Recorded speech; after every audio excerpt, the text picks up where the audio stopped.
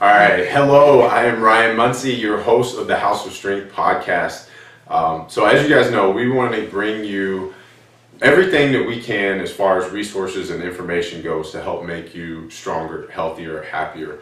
And at HOS Strength, we believe in everybody being able to move properly, being able to get into positions and be strong enough to get quickly out of the positions that you need for life, for your sport, whatever it is that you do.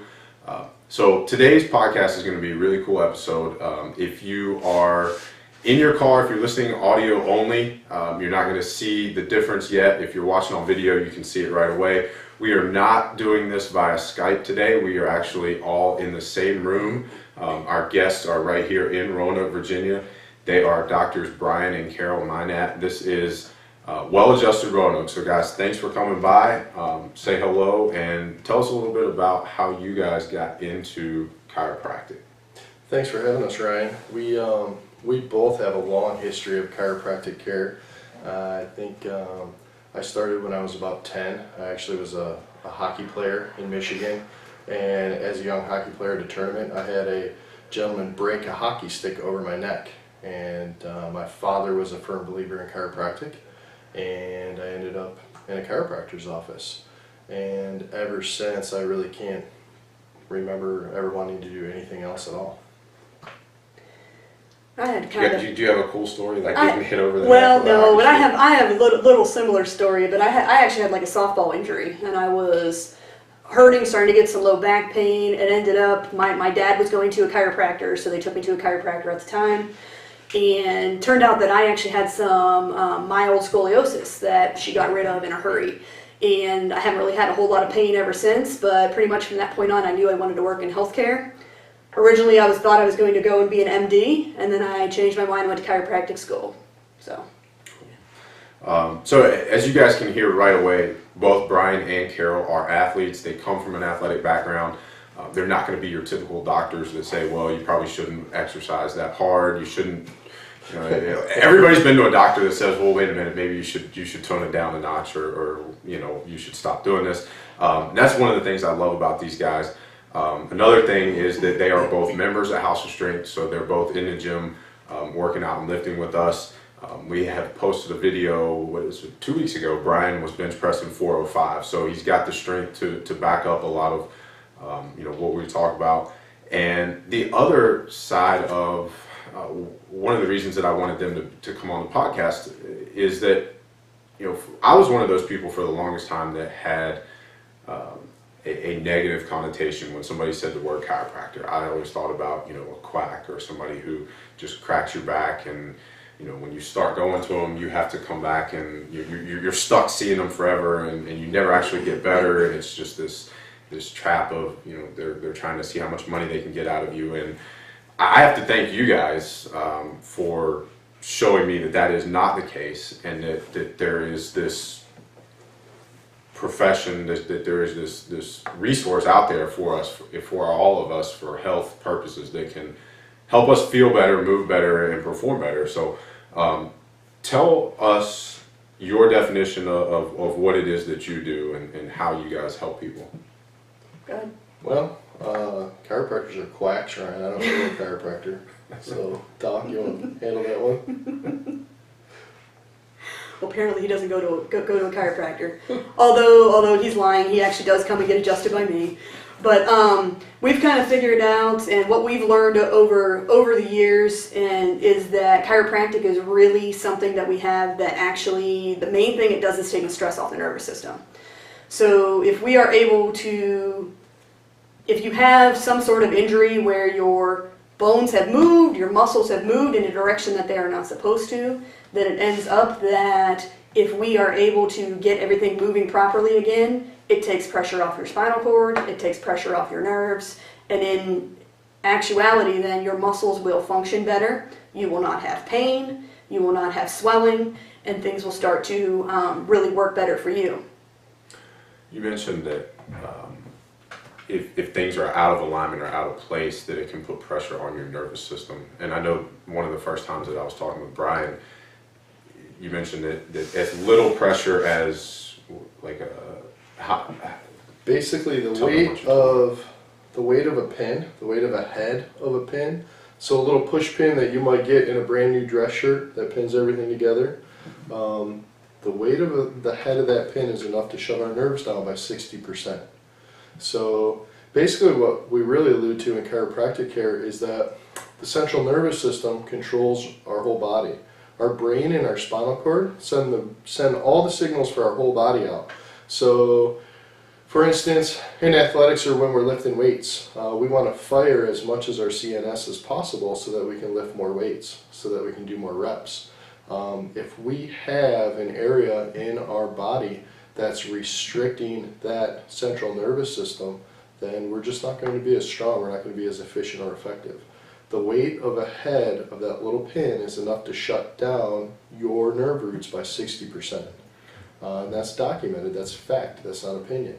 So what that basically comes out to be is when we have areas in our spine that are twisted, when we have muscles that have trigger points or knots in them that are putting pressure on areas of our body, our system's not working efficiently. The musculoskeletal system actually suffers and starts to shut down. We cannot perform as effectively as an athlete. We're not as fast. Our reflexes aren't as quick. We're not as strong. From a further standpoint, the internal systems of our body don't work efficiently either.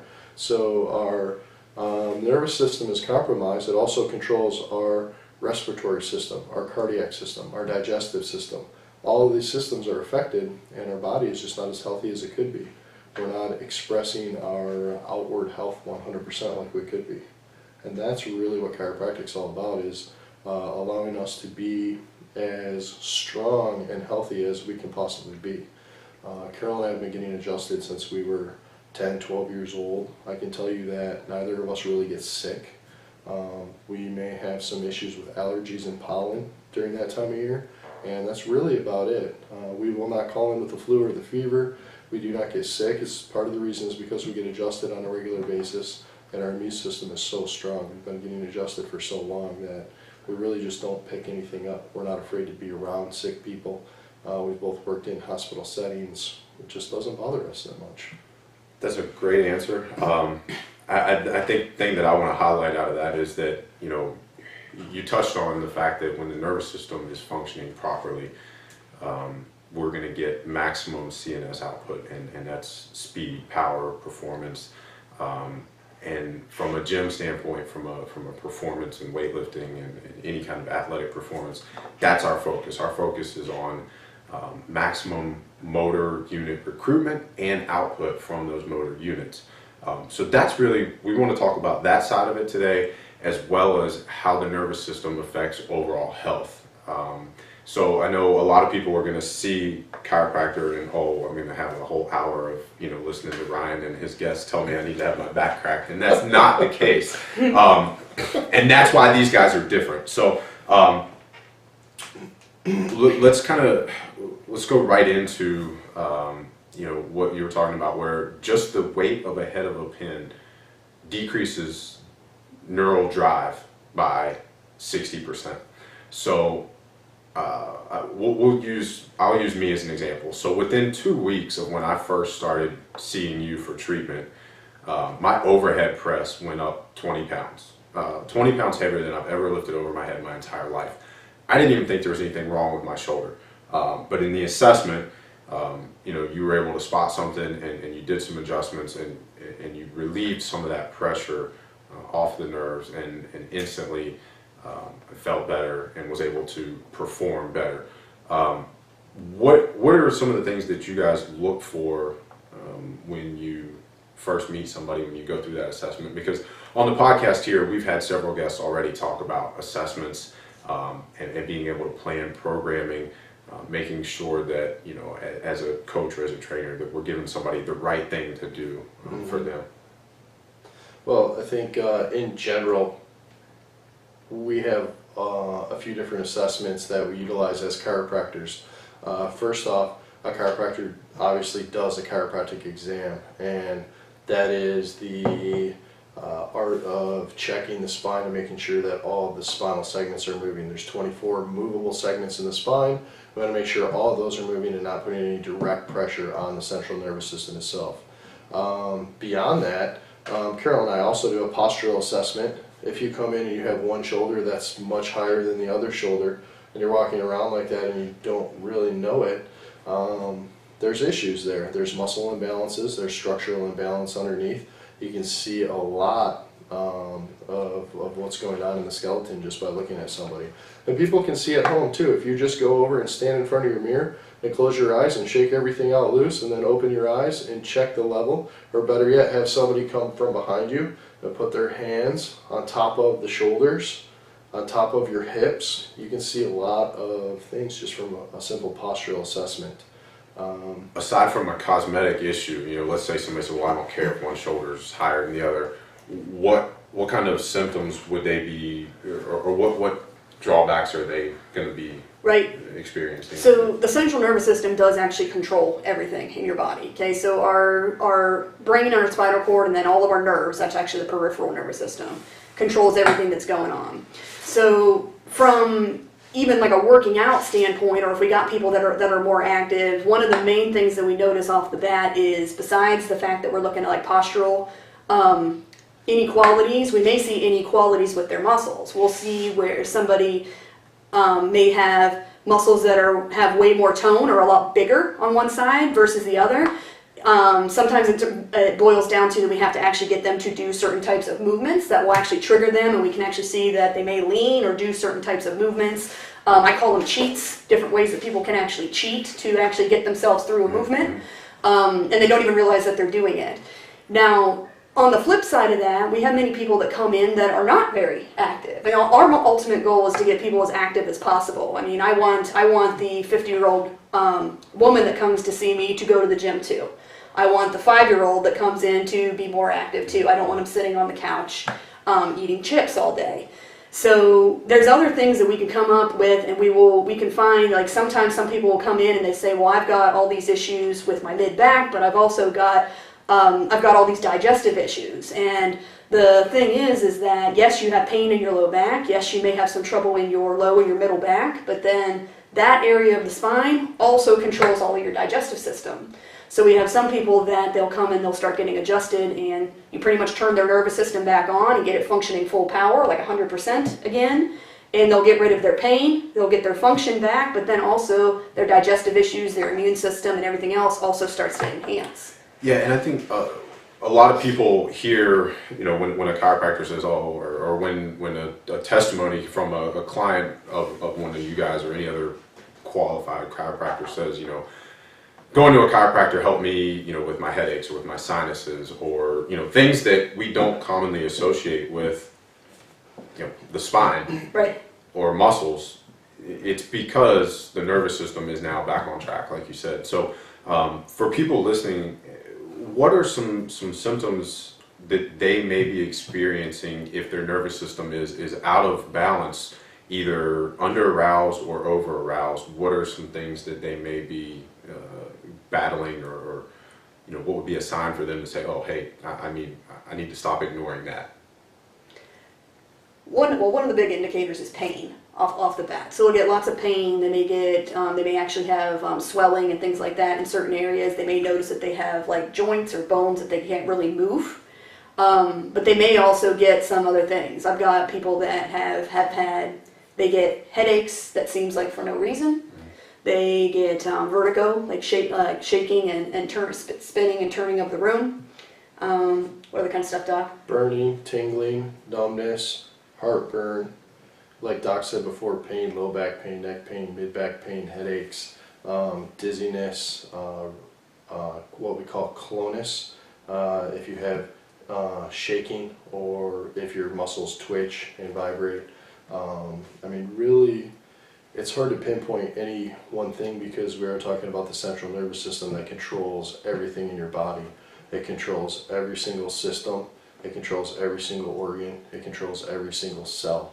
So right down to a cellular level, everything is affected by the central nervous system.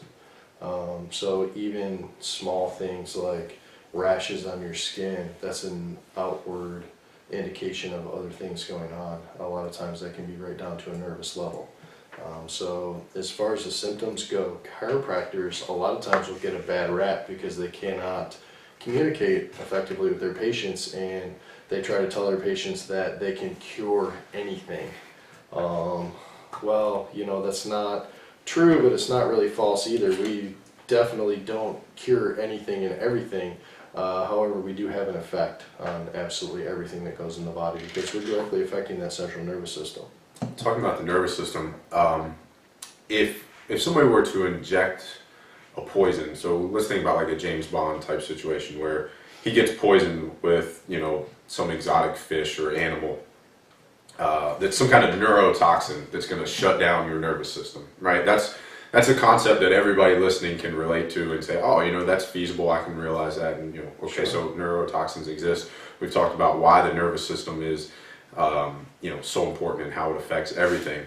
Well, from a health standpoint and a performance standpoint, fitness, nutrition, all that, one of the most common neurotoxins that people are putting in their body on an almost daily basis, depending on how you eat, several times a day, is gluten.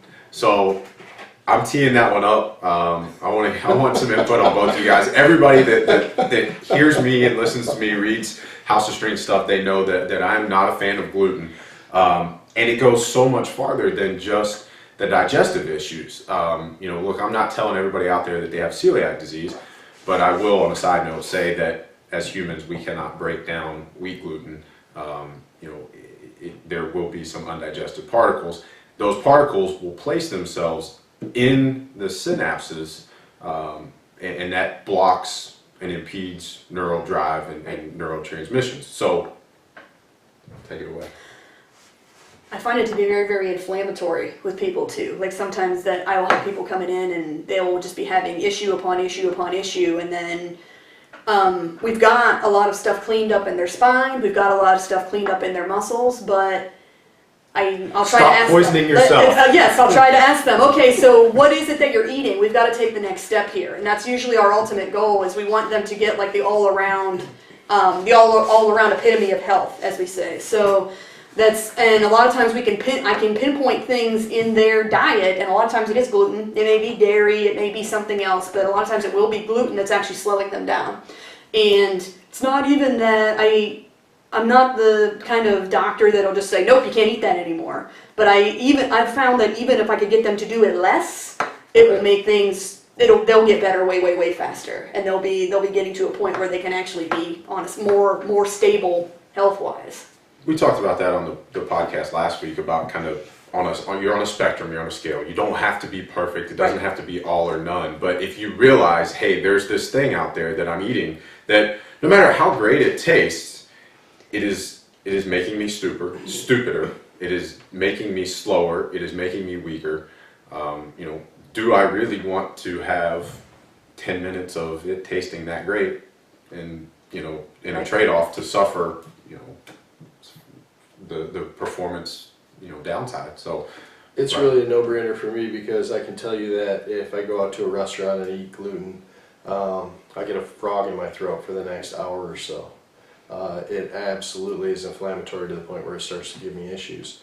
But we also, I mean, we've noticed other things long ago. We call it the sleeping bag effect.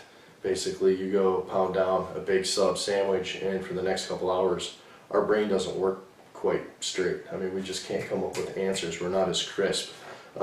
Being doctors and working with the nervous system the way that we do and communicating with people all day long, it definitely affects us. If we go out to lunch and have a big, crazy, heavy lunch and it's packed with gluten, when we come back to the office, the rest of our day is definitely affected. So for all of our middle school, high school, college athletes, our weekend warriors, our parents, teachers, everybody listening who is bombarded on TV with these commercials that say Subway is the official training restaurant of athletes everywhere. Subway, please don't come after us. It's not about Subway. It's about the gluten that's in this bread. You know, that's not the healthy meal that most people think it is.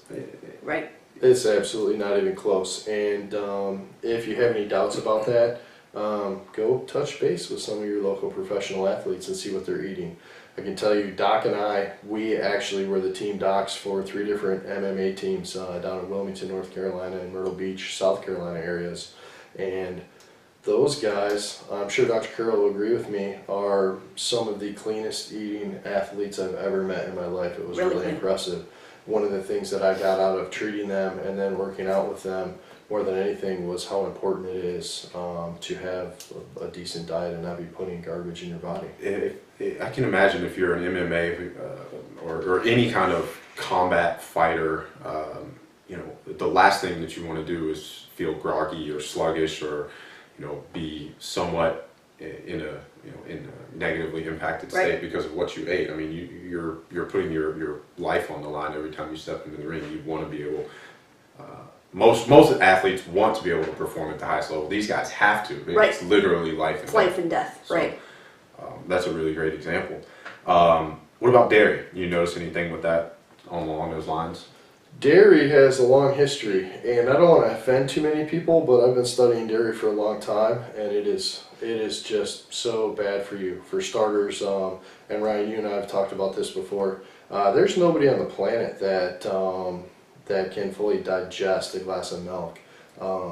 Basically, I mean, we're all lactose intolerant. As Every humans, one of us. As humans, we do not contain or make the enzyme that's necessary to break down lactose. Lactase is that enzyme. It is present in raw milk. So when you get breast milk from your mother, that lactase enzyme is present. But when we pasteurize milk, it kills that enzyme. So if you're drinking pasteurized milk, you're not getting it. You're not breaking that down. Very similar to the gluten thing. A couple of other fun facts about dairy for our listeners. We're the only ones, we are the only beings on the planet that actually drink the milk of another animal. There's no other animal on the planet that actually drinks the milk of another animal. Dairy milk is designed to raise a 2,000-pound steer.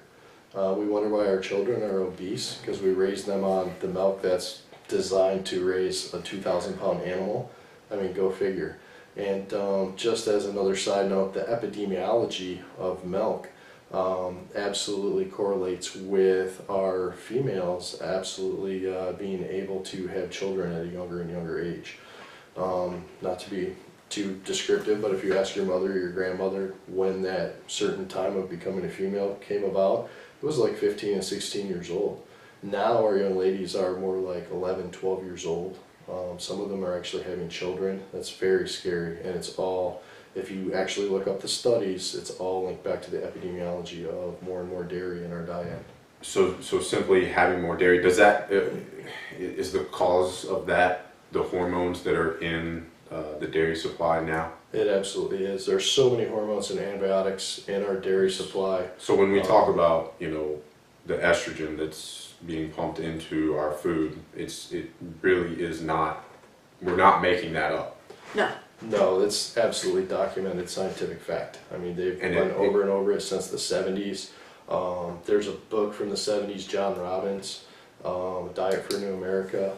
And if you haven't read the book, I would just caution you. I read it, and I basically went vegan for about 6 months straight. What was his name? John what? John Robbins. He was well ahead of his time. We will put this in the show notes so everybody has a chance to go grab that. The name of the book is A Diet for a New America. And trust me, I'm not one of these people that just drop books here and there on people. It'll open your eyes, and some of this stuff has been documented for so long. The Beef and Dairy Council actually control all the materials and the textbooks for our nutrition programs across the United States as well. I find that very interesting. As a graduate of one of those nutrition programs, I can attest to that. I was the kid in the back of the class that the teachers hated, where I would always raise my hand and say, well, wait a minute, over here in biochem and all the science classes, we learned that the body works like this, yet in the nutrition class, you're telling us to feed it this, and they don't match up. Right. And, so the nutrition teachers didn't really like me. Maybe it was because I was in the back eating tuna cans too. But, yeah. Well, I've been a professor for some of those classes too, and it's very hard for me to teach those classes out of the book. And if you flip through the book, there's a lot of the book that you can see that's actually sponsored by the Dairy Association and the Farmers Association and everything else. And they So you're telling me that the Dairy Association is not going to tell you to say bad things or the truth about them? Of course. Right. Well, that's that's Sorry, what I sarcasm. always, yeah, that's what I always tell. Recently, have you seen the upside down food pyramid that's come out recently in the last few years? I mean, I get a big kick out of that. That now they've basically said that the food pyramid is absolutely ridiculous and it's upside down for what a kid should be eating. So we've we're knocking on some bad things. If you followed House of Strength for any length of time, if you've read any of our posts, if you've hung out on the website and the blog, if you haven't, go over there and check it out. If you have, then you know that the single most important thing that we want you to focus on is the quality of the food that you put in. So if you're going to drink milk, try to get raw milk from a grass-fed cow. We're not telling you that you can't drink milk or that you shouldn't. Remember the spectrum. If there's something that is going to have a negative effect on your health and your performance, then you would want as little of that going in as possible. At least that's our thought process. Yours may be different, but it's all about what your priorities are. So grass-fed meats, pasture-raised chickens and eggs, poultry, wild-caught fish, and then nutrient timing is probably the next thing, and that's for a whole nother podcast. We touched on it in the last one, episode 5, with Tom, the director of nutrition at Gabriel Fitness, and how that affects your hormones. So your hormones and your nervous system are the two governing systems that control everything about who you are, how you perform, what your overall health status is. So for the people out there who are still stuck on whole wheat or counting calories, hopefully we have encouraged you to look beyond that and help you understand why we don't want to do that. But we're going to shift gears a little bit, and Doc over here is wearing a rock tape shirt. I am wearing some rock tape on my back that you guys can't see right now. I know Dr. Carol's got some on her knee. These guys are Rock Docs. It is kinesio tape, and I know that this is something that a lot of people have seen. I think it first sprung up in the Olympics. The U.S. women's volleyball team made it popular a couple years ago in the Summer Olympics. You see it in the CrossFit Games. A lot of athletes are out there wearing it now. You can get this stuff at Walmart, at Dick's, all kinds of sporting goods shops. Tell us a little bit about what that is, why somebody would want to use it. Well, first of all, rock tape is kinesio tape. So rock tape is the brand name of the kinesio tape that we choose to use. The reason why we use rock tape in our office is because we found that it actually adheres and sticks to people better than any of the other kinesio tapes in our experience. Working with athletes, particularly wrestlers, fighters, weightlifters, football players, we've just found that in the heat of battle, so to speak, the rock tape does a much better job of staying on. Some of the other tape we have not had as good as an experience with, and it just tends to come off. Rock tape specifically makes a new tape now for water athletes as well. So if you have a swimmer or something like that who's in the water all the time, the glue is specifically made to be in the water all the time. So we can continue to get therapy on those people. But kinesio tape has been around for a long time. So is it, this stuff, a lot of people just think it's voodoo, or it's, it's just, hey, I'm putting tape on. What's the point? So how does it work, Carol? Well, it does a few things. One of the main things it does is actually, when you put the tape on someone's skin, it actually lifts their skin a little bit, so you can get more blood flow and other fluids flowing through the area. This will bring their swelling level down. I'm gonna take that instance to stress the importance of the food that you're putting in your body, because with that increased blood flow, the only reason that that's going to work is because it's going to bring things that are beneficial in and help you heal. Right. And if you're eating right, if you're putting in the right nutrients, then they're coming to help flush out all the bad stuff. If you continue to eat at McDonald's or some other place that is only going to introduce more toxins, then you're not going to get all of the benefits. Right, you won't get all the effect. Right. So we've lifted the skin, increased blood flow. Right. So if you're able to lift the skin, increase blood flow, that will get more blood flowing through the area. It will start to heal the tissue. Even having that little bit of pressure on the skin above the muscles will actually relieve a lot of pain for the patient, so it actually will get rid of a lot of pain. One of the main things we really like it for, though, is we talk a lot about the nervous system, and if you put there are lots of studies and case studies and things like that have been done that show that if you put the tape on top of certain muscles, it will actually allow the nervous system to communicate with those muscles more. So you can retrain movement patterns, you can actually get the muscles to start firing correctly again. If you've got people that have asymmetrical muscles side to side, you can get them to balance themselves out again. It's really, really, really cool. It's really great for people that are post-surgical as well. We deal with a lot of athletes that have surgeries, shoulders, knees, even spinal surgeries. And post-surgical, your muscles are not always firing the way that they did before you went in for surgery. Especially if you've been in a cast or in a situation where they've been not moving. Our nervous system is very smart. It actually adapts for us.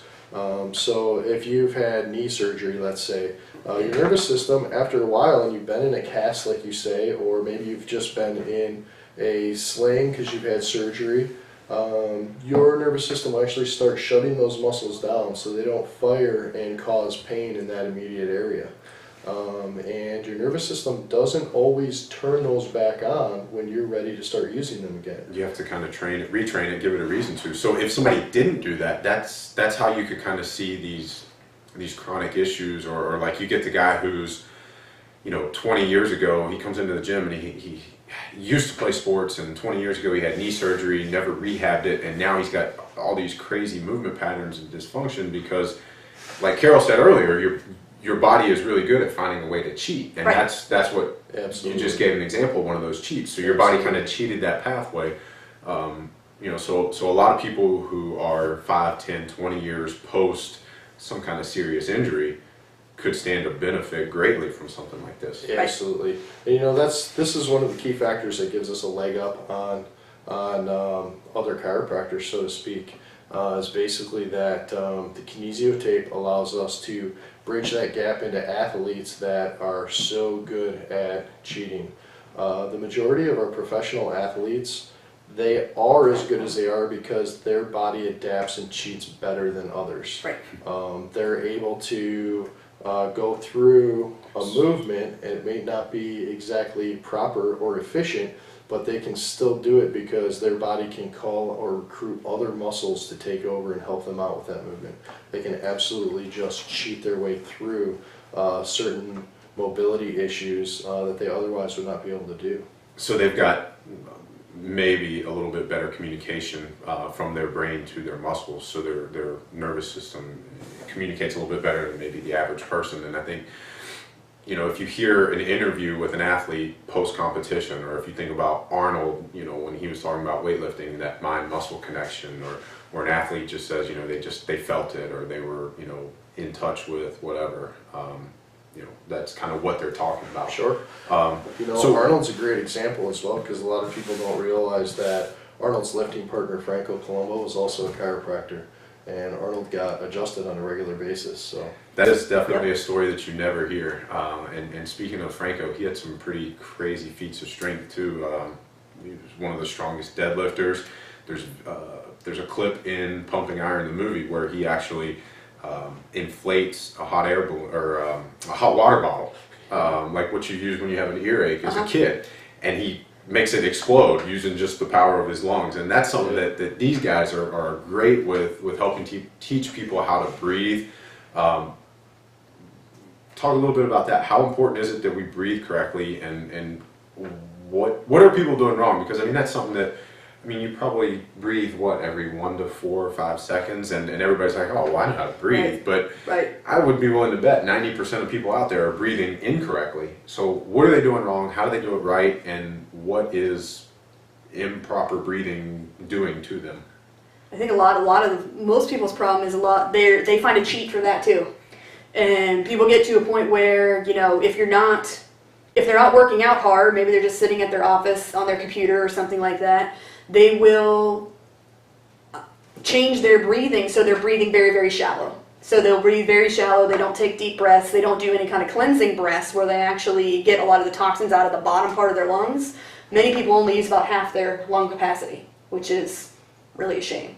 They'd feel they're not actually perfusing new oxygen all around their body. Has a lot to do with their diaphragm muscle. Many people can actually get parts of their diaphragm muscle that get temporarily paralyzed, as we'll say, like the nervous system's actually not speaking to it, so it'll end up that one side of the diaphragm may be firing and the other side is not, or one side may be firing only halfway, and it gets them, again, very unequal side to side when they try to take a deep breath.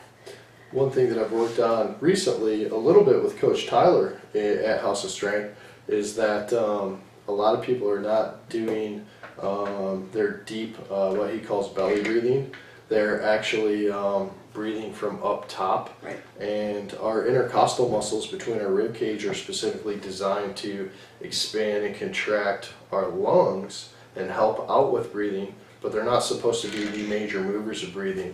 Your diaphragm is actually supposed to be the major mover, and everything should come from much lower when you're going to bear down and actually lift something heavy, or even when you're just on the field performing athletic events. So I think a lot of people get stuck, like Dr. Carroll said, maybe they work a computer or they have a desk job all day, and when you're in that seated position and you're hunched over, our intercostal muscles start to take over and we just become upright breathers. What's a drill that somebody can do to test that, and then the follow-up is what can they do to start correcting that? Well, one of the things we do to test it is we actually will put our hand on our stomach and on our chest and have somebody take a big breath in and let it all the way out and see where they're actually breathing at. If they're breathing primarily through their chest and their sternum comes way out, or if it's moving way up and down, then usually we will go on to check the size of the diaphragm, make sure that nothing is locked up and stuck, and then we actually have a taping pattern for that as well with the rock tape to enforce proper breathing with the diaphragm. Is there a drill somebody can do at home to practice and get better at diaphragmatic or belly breathing?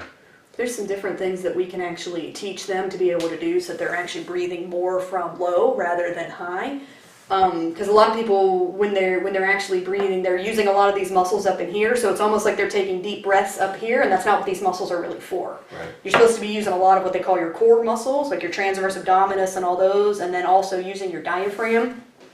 But there's different drills, like different things that we have but it's more so stuff that you have to kind of show a person when they're right in front of you, and show them so that you can actually get them to be able to put their hands on themselves and actually feel the movements happen. It's definitely something that you have to feel and experience, because I know that that's something that we work with people a lot with that at House of Strength, and I know, like you mentioned with Coach Tyler, we have that built into our warm-up. It's also something that we teach people when they first get started, but one of the basic things that we do, that just to give people a visual or an idea, is it's just lay it on your back. You can put a pen, a piece of paper, or 2.5 pound or 5 pound weight plate, and you want to see that plate or your belly rise as you breathe. Or if you look in the mirror and you take a deep breath in, you don't want to see your shoulders elevate, you would want to see your belly button come out. And I think a lot of people, probably aren't doing that correctly, and that's something that you can spend a little bit of time, if you're going to the gym, build that into your warm-up, practice your breathing, working on that. So a lot of the breathing stuff that you guys teach at House of Strength, a lot of the breathing stuff that we're aware of now, that we should be breathing with our belly rather than up here. I don't want to say that it's cutting edge, because it's been around for a little while.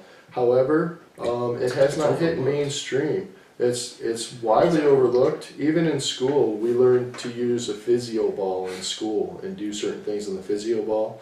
One of the things we learned was not grade school, grad school.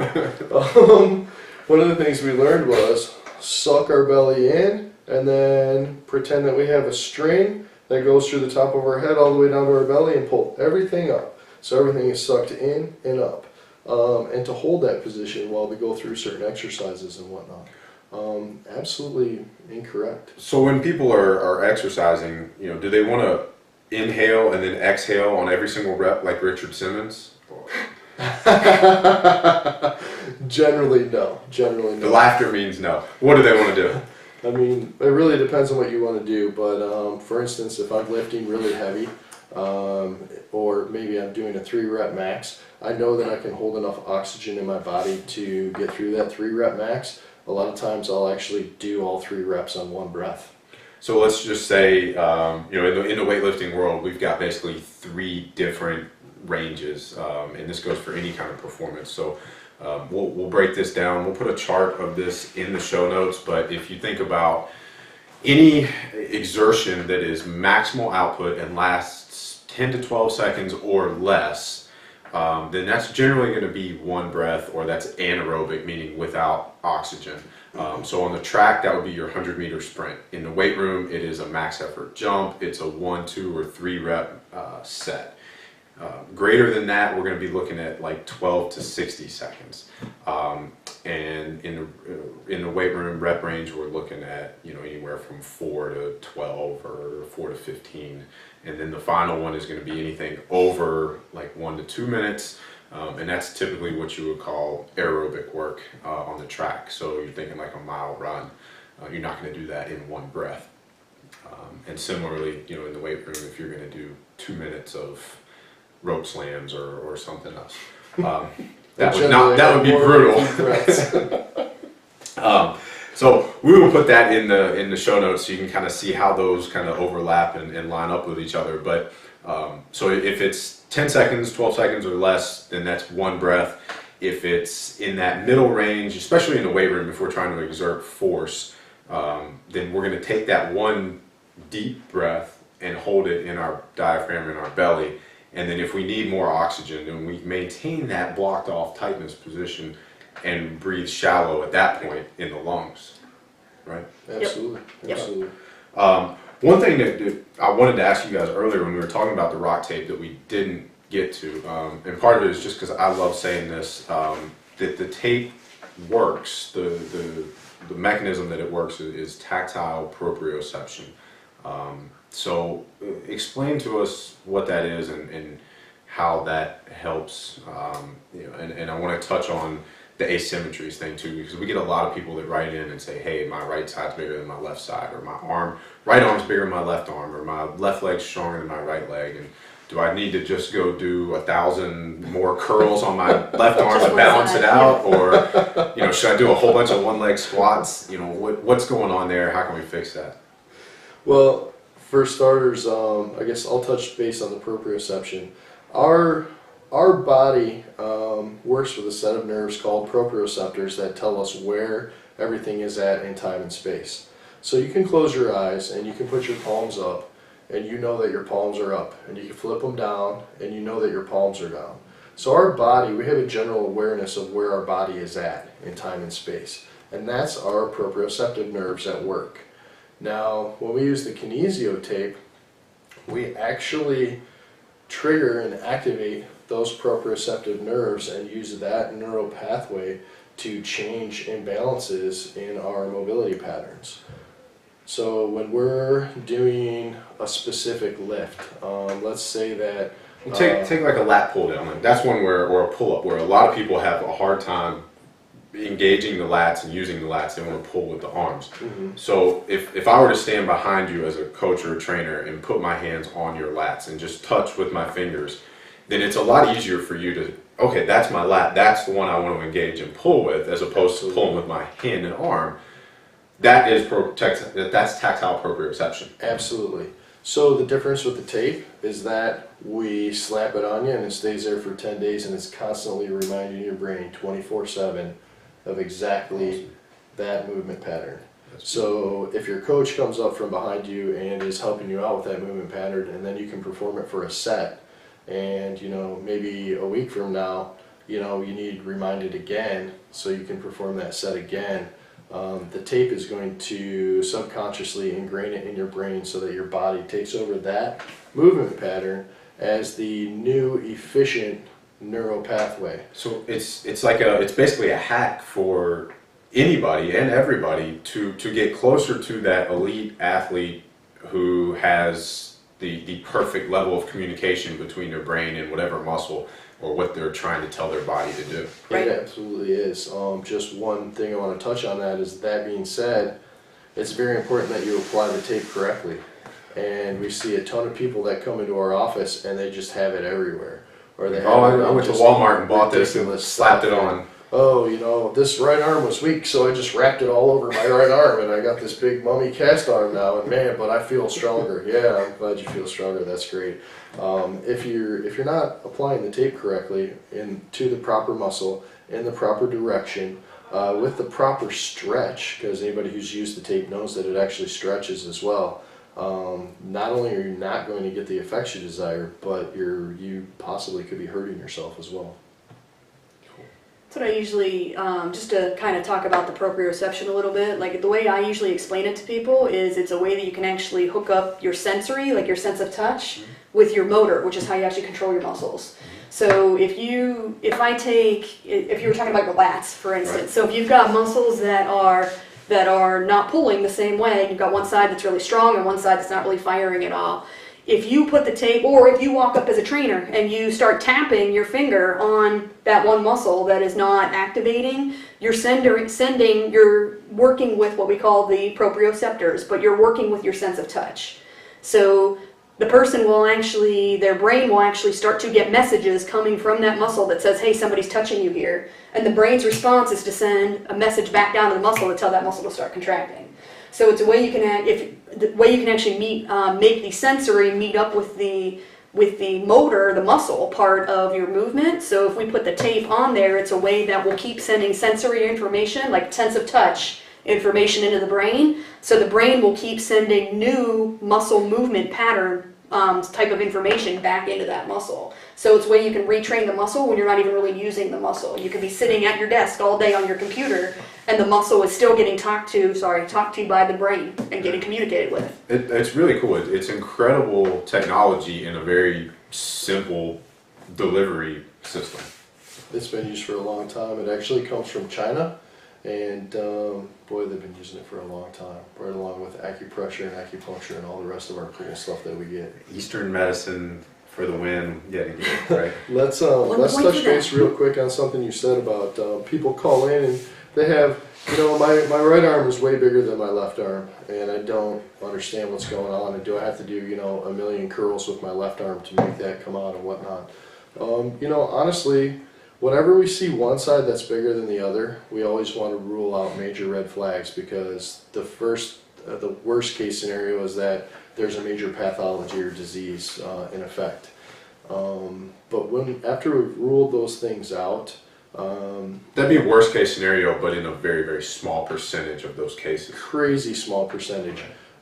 If you walk into my office and you're asking these questions, then the odds are that you don't have anything major going on. You would have been to a hospital already. So if one arm's bigger than the other, you're not going to die. Don't freak out. You'll probably be all right. Most likely. Doing a million curls on that smaller side is really going to get you minimal results most of the time.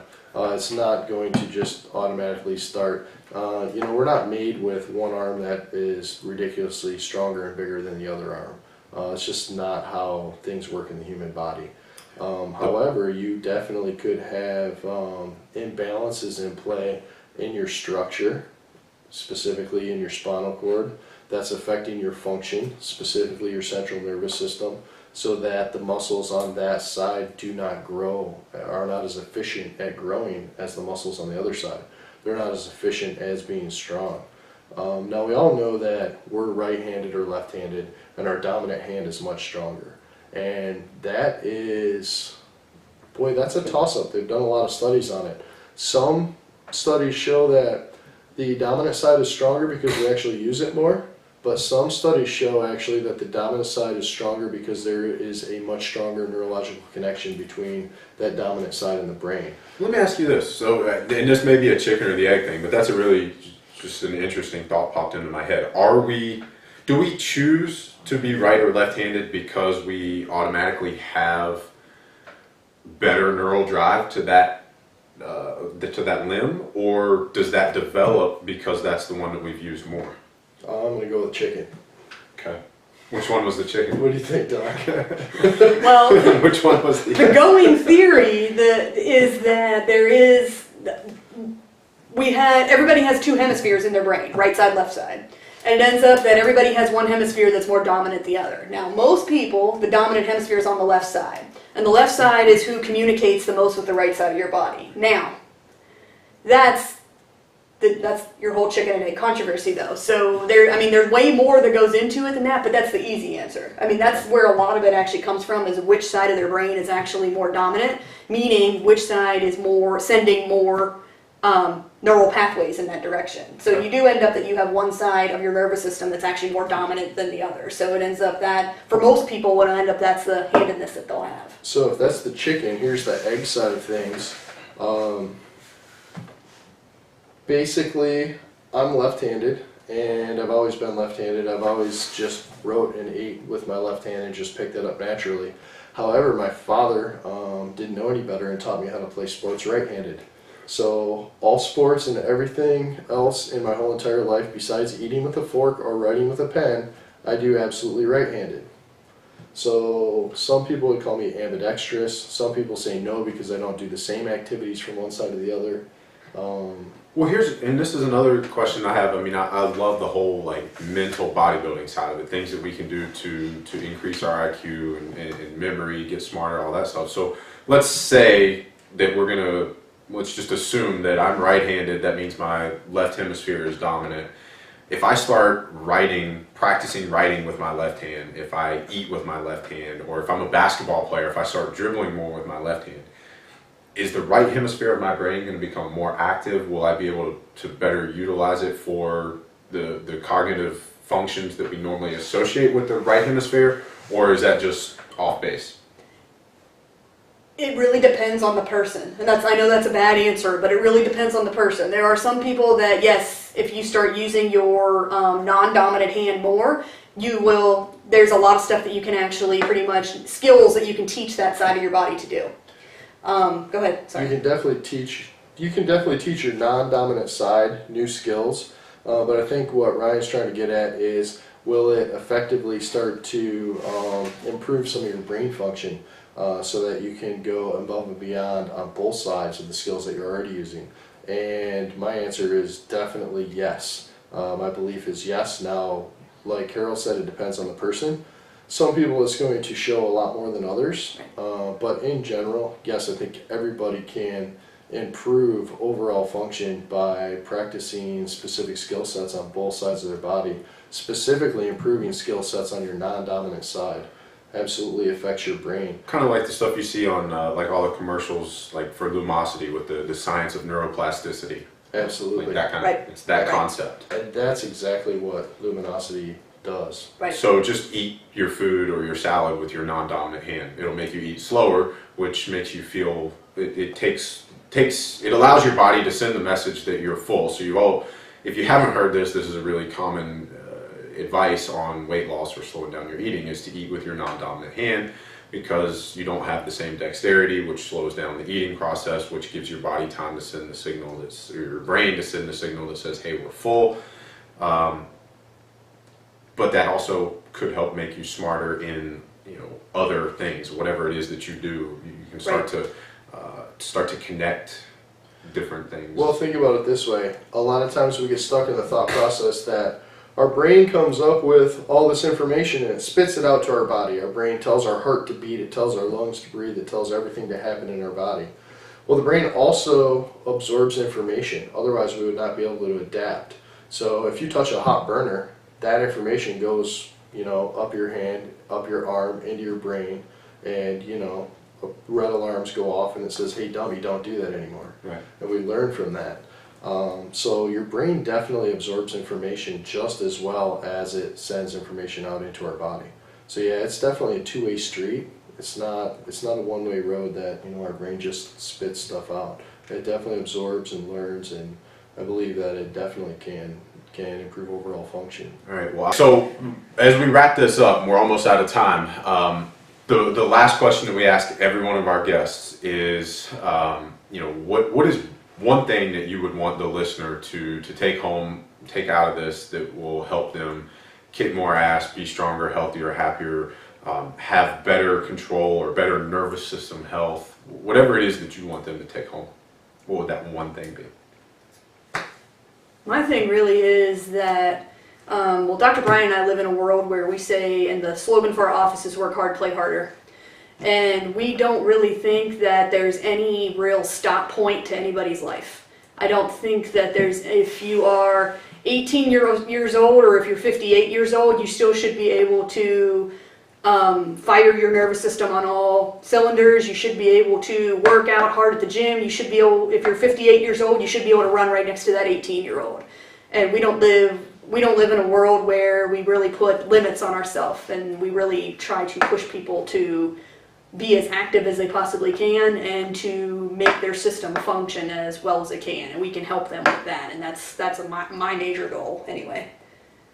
That's absolutely right on the money. I mean, we want people to be as active as they can for as long as they possibly can, and through doing that, what we commonly preach in our office is chiropractic care to keep the nervous system in check, proper nutrition to be providing nutrients to the body, healthy exercise regimen to make sure that you're pushing it as hard as you can always, and a positive mental attitude. So many people are sucked up into the drama and the negativity of today's lifestyle, and you really need to stay away from it. I don't think anybody's mentioned that one yet. That's a really good one. So awesome. It's a big one. Where can people find more about you guys? We are, our office is located at 2105 Electric Road in Roanoke, Virginia. And we are also on the web at www.welladjustedroanoke.com and on Facebook at Well-Adjusted Roanoke. Cool. Well, thank you guys for coming by, and to all of our listeners, thanks for listening. Make sure that you check out the House of Strength Gym website for the video version of this, the show notes, all of the links and resources from this episode. We got a couple of videos for you, a couple of images that we talked about, and a couple of books. So until next time, thanks for listening, and we'll see you soon.